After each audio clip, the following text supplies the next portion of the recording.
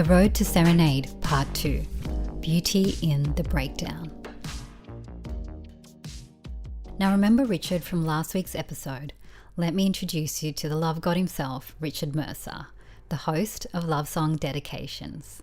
Every night I lay in bed with my earphones in, listening to his warm, unhurried voice, reading letters from strangers. Stories about love found, love lost, and the songs that tied them together. FIFO workers calling in dedicating songs to their other half, wives calling in dedicating songs to their husbands working late that night, couples celebrating their 50-year wedding anniversary, and the husband calling in just to say, I love you. Love came from all walks of life. Love, I decided back then, would always win, an ideal my younger self held fiercely, even if life had other lessons in store. Love songs in the 90s just hit different. The big ballads and the yearning, they had a way of making it feel like every word was written about your own story. Brian McKnight, Celine Dion, KCI and JoJo, they became part of my own story.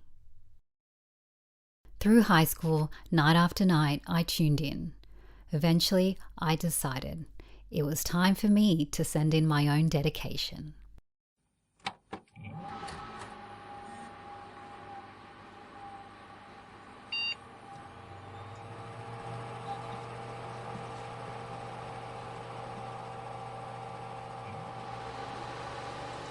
The year was 2006.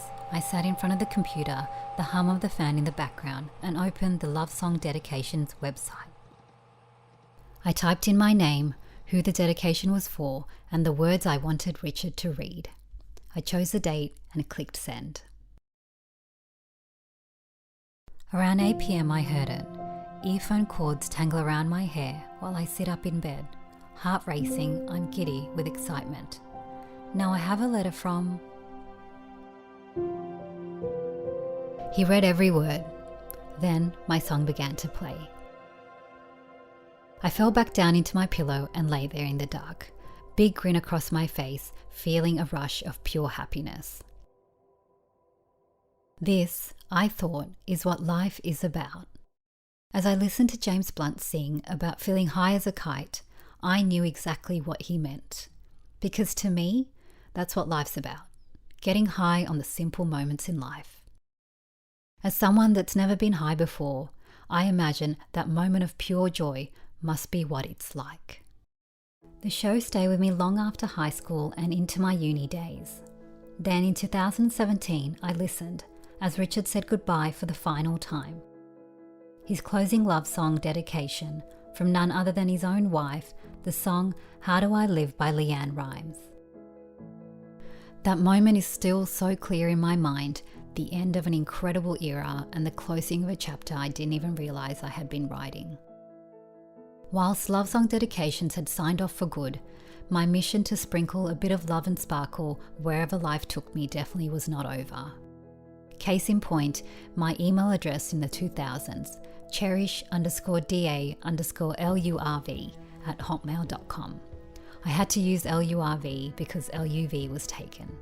This was just one piece of carrying on the Love Song Dedication legacy.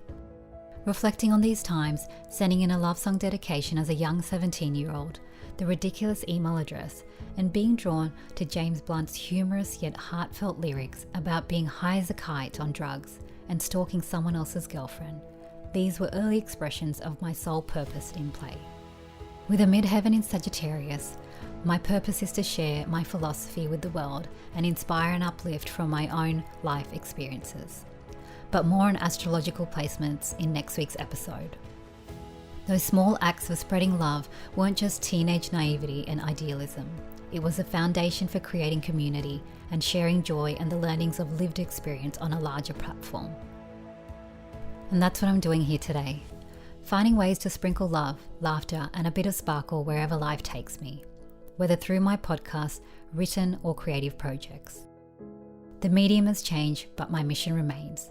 Connect people, share joy, and honour the little girl who truly believed with all her heart that love always wins.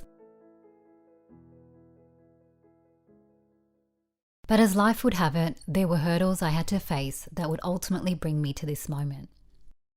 Because what would life be if love just won? A movie, of course.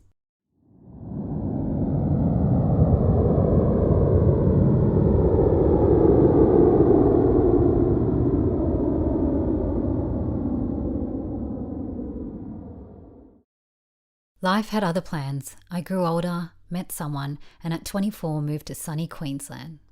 In that process, I was distanced from family, all the friends I grew up with, and my creative community. After a few years, I got married and found myself in new life situations and people. Away from my colourful social circle and support from friends I grew up with, life took an unprecedented turn. Being away from the comfort of what I knew meant stepping into an entirely new environment. At the impressionable age of my 20s, still very much figuring out who I was, I suddenly found myself surrounded by voices with perspectives, values, and truths very different from my own. As the saying goes, you are the company you keep. One day you're living freely, and the next, without realizing, you begin to absorb the noise around you. In that sea of opinions and unsolicited advice, I began to lose sight of who I was. My creative spirit dulled, I withdrew, and eventually I fell into depression. With the support of a psychologist, I gradually began to rebuild, rediscovering my passions, my creativity, and most importantly, my sense of self. Looking back now, I see that season not as something to resent, but as a mirror. It showed me how easy it is to lose your voice in the midst of others, but more importantly, how vital it is to reclaim it. Not through retaliation or convincing others to understand your perspective, but by letting go and trusting that life unfolds the way it's meant to. But as life would have it, I had more to learn, and this would not be my last dance with the fire of learning to stand in my own truth. Once a little girl believed that love always wins. Now I see that the truest triumph of love is self-love, and the most powerful way to honour it is through authenticity. And with that, I leave you with this week's Serenaid, the 2002 song Let Go by Frou Frou, because I now know there is beauty in the breakdown.